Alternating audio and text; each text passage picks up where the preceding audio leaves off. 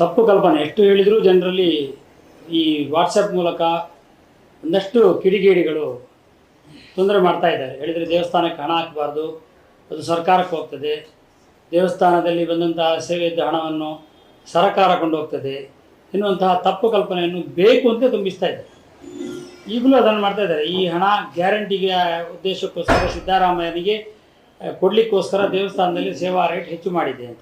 ಕಾಕತಾಳೀಯವಾಗಿ ಬೇಲೆ ದೇವಸ್ಥಾನದಲ್ಲೂ ಹೆಚ್ಚಾಗಿದೆ, ಅದನ್ನು ಇದಕ್ಕೆ ಲಿಂಕ್ ಮಾಡ್ತಾ ಇದ್ದಾರೆ. ಆ ಮೂಲಕವಾಗಿ ಹಾಗೆ ಹೇಳ್ತಾ ಇದ್ದಾರೆ.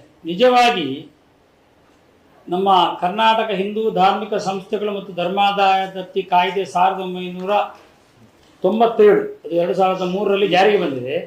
ಅದರಲ್ಲಿ ಸೆಕ್ಷನ್ 17 ಅಂತ ಉಂಟು.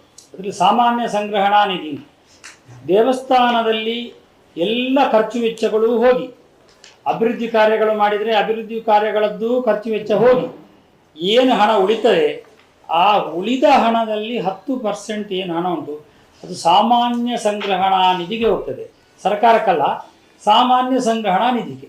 ಆ ಸಾಮಾನ್ಯ ಸಂಗ್ರಹಣಾ ನಿಧಿಯ ಏನು ಹಣ ಉಂಟು ಅದು ಧಾರ್ಮಿಕ ದತ್ತಿ ಇಲಾಖೆಯಲ್ಲೇ ಇರ್ತದೆ.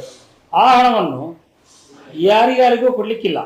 ನಿಜವಾಗಿ ಅದರ ಉಪಯೋಗಕ್ಕೆ ಸೆಕ್ಷನ್ 19 ಅಂತ ಅದರಲ್ಲಿ ಮಾಡಿದ್ದಾರೆ.